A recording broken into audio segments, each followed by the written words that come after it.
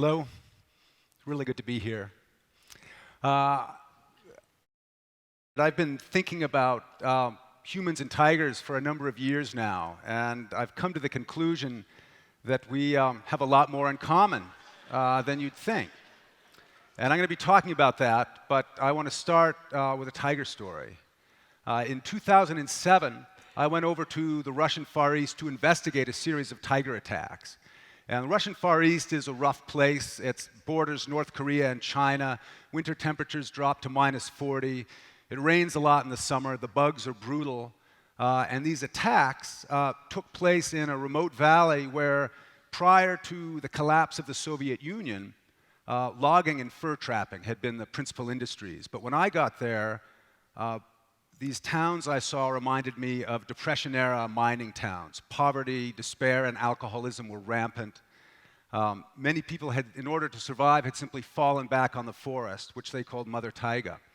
And once I saw this, it was easier to understand why an unemployed logger named Vladimir Markov might risk hunting a tiger, especially when less than 100 kilometers away on the Chinese border, there was a new and thriving illegal trade in tiger parts.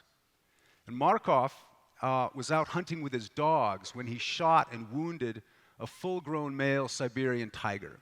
And these are big animals. They can weigh 500 or 600 pounds. They can jump across this stage. They are the apex predator in that ecosystem and have been known to kill and eat the Russian equivalent to grizzly bears. After Markov wounded him, the tiger fled but circled back and tracked Markov back to his cabin, where he proceeded to search out items that had Markov's scent on them and chew them to pieces. He then marked the perimeter around the cabin and lay down to wait. Markov was away. He was trying to gather his dogs, which had been dispersed by the tiger, and when he returned that evening, armed and ready, the tiger met him head on and killed him by his front door, and then ate him. And what quickly became apparent to me, however, is that the Markov case was an aberration. This attack was the first of its kind in this valley in living memory. And when I spoke to people about it, they referred to tigers in the feminine, like ships. And they had a saying, "The tiger will see you 100 times before you see her once." And when I asked them how they managed being alone in the forest with a stealthy predator 3 times the size of a mountain lion, they said, "If I don't touch her, she won't touch me." And there was this unspoken legacy of trust that was borne out by history and experience. And Markov had violated that trust. And I want to emphasize here that these are not exotic animist tribespeople we're talking about. These are European Russians who look like many of the people in this room and who share many of our values about education, technology, and progress. So why, I wonder, did they have such a nuanced and tolerant view of tigers? Well, a lot of it has to do with proximity. And the more I looked at tigers through these Russians' eyes, the more I realized how much we had in common. For starters, we grew up together. Tigers are higher mammals, the same age as us. And they have been prowling, when they were prowling the forests of Asia, when they first started doing this, our ancestors were just walking out of Africa. And by the time Homo sapiens arrived on the scene, tigers were well established. And now it's safe to say there's no corner of the Asian consciousness that doesn't have a tiger lurking in it somewhere. Since then, the tiger has become synonymous the world over for power, grace, and beauty, and we've adopted this animal as our own through our logos, flags, and sports teams, even through our medications. Viagra is the Sanskrit word for tiger. One way to measure an animal's intelligence is to look at its diet, and generally speaking, the more varied the diet, the smarter the animal. And like us, tigers are taught what and how to eat by their mothers. And like us, they will eat virtually anything, from monkeys to mice and deer to ducks. With the exception of deserts and savanna, tigers flourish in every ecosystem we do, from the high alpine down to coastal swamps. So once I got past all the fur and the teeth, I could see that we're both adaptable apex predators with good memories, a capacity for vengeance, the ability to problem solve. And so I wondered, with these fundamental similarities, what if we held humans up to what I'll call the tiger standard? What if we looked at the world and our impacts on it through the lens of a tiger? Could we learn anything? Well, let's start with resources. A male Siberian tiger may manage a territory of 400 square kilometers or more. And he operates under the assumption that everything within those marked boundaries belongs to him. And so far, he sounds like any property owner. The big difference is that even though he possesses the capability to completely wipe out the prey base, he restrains himself typically to one major kill per week. And this sense of balance and of sustainability is innate to tigers. And why, I wondered, or how did we, descended as we are from nomadic scavengers, become so unsustainable? Well, it's a long story, and a lot of it has to do with agriculture and population. But for us in the West, most of our core attitudes toward nature are found in the Old Testament.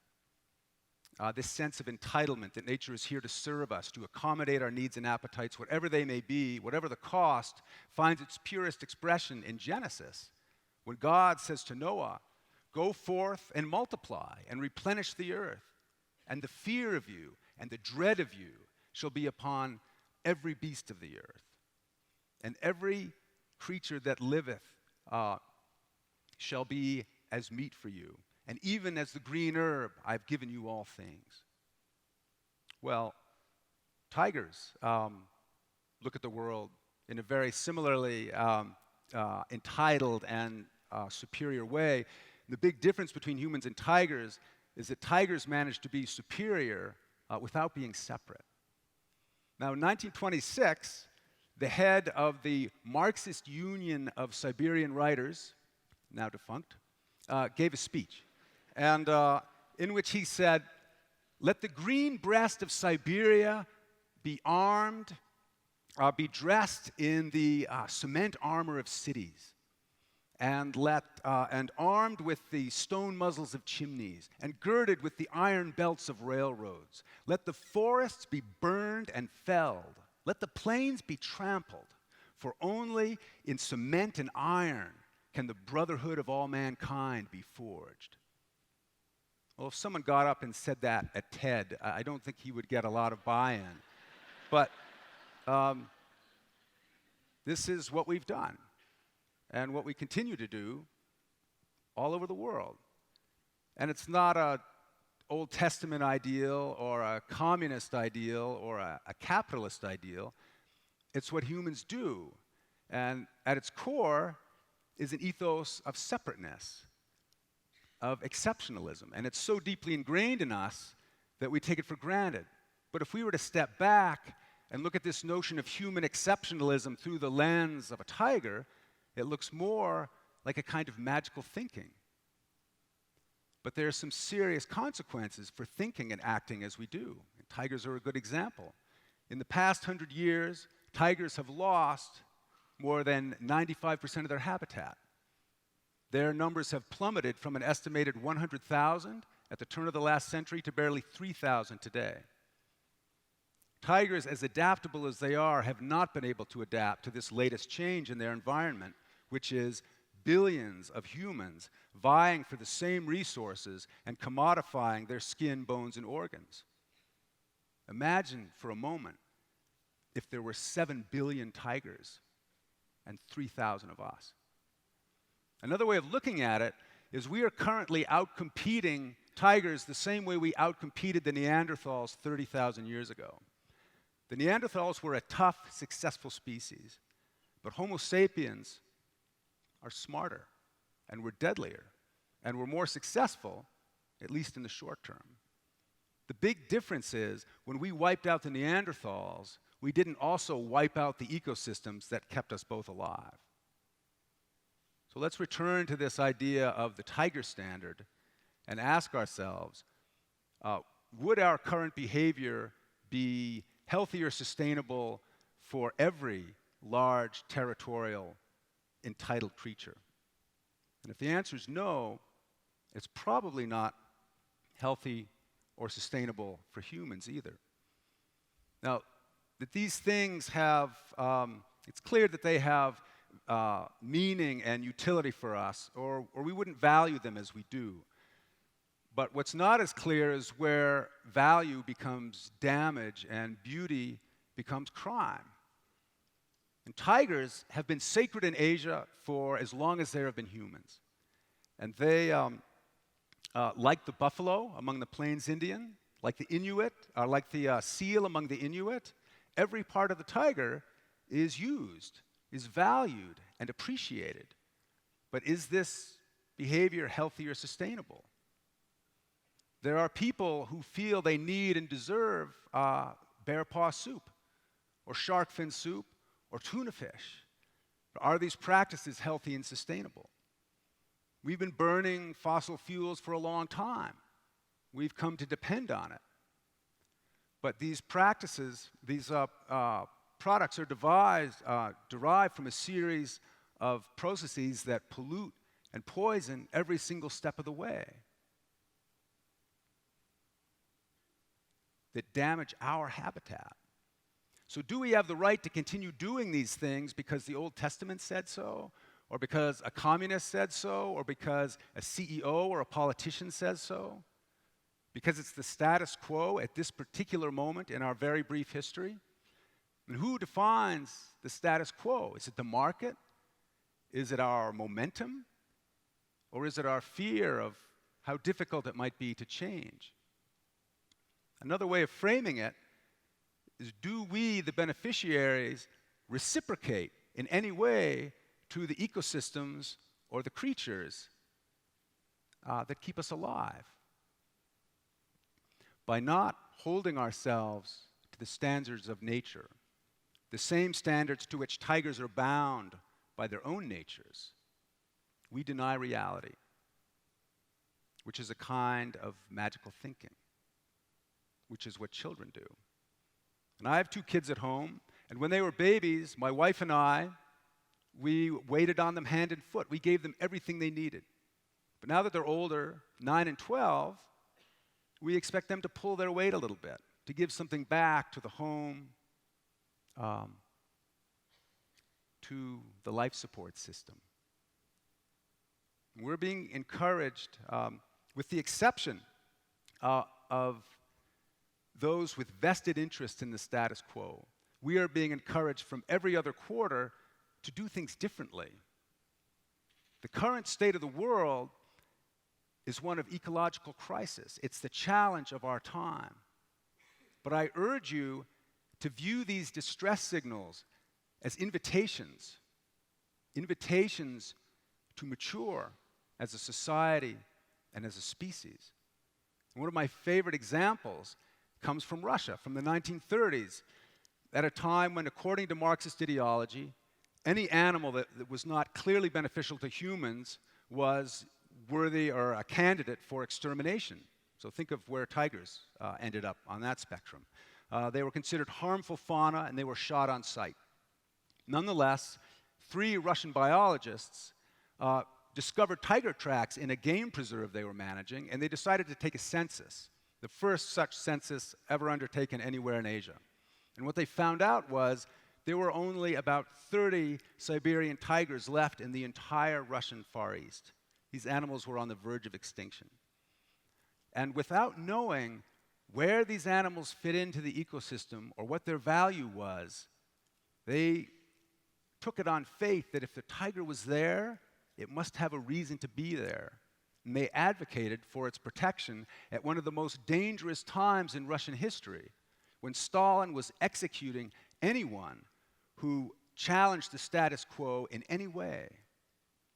In spite of this risk, these 3 biologists said, harmful or not, we need to stop killing these animals, with the extraordinary result that the Soviet Union, of all places, became the first country to declare the tiger a protected species. And since then, the Siberian tiger has made the most successful comeback of any endangered cat. And I tell you this story because one of the most powerful ways we can reciprocate, we can manifest our maturity and wisdom as a species, is simply to stop doing harm. What excites me most about the current era is we've never been so capable of reciprocating, of reducing harm, of developing ways to power ourselves and feed ourselves that don't contaminate the atmosphere or suck the lifeblood out of our ecosystems. We are the most potent, creative, and adaptable species that has ever lived. And this is our moment. We rule, at least for now. The question of ability has been answered. We have the ability. But there's something else that's missing, something that I think we're forgetting. And tigers can help us remember what that is.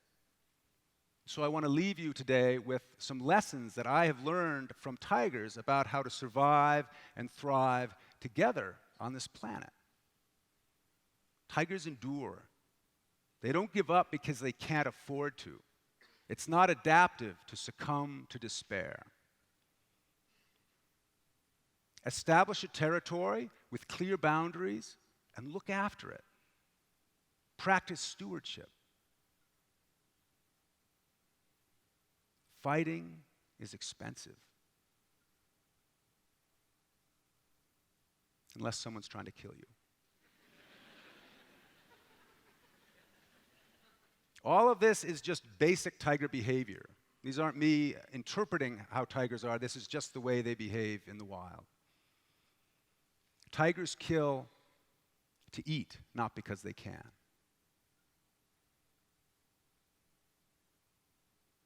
Tigers look so complete, don't they? Not needing a lot of accessories. Again, just basic, it's, I try to live up to that, but it's the best advice, really.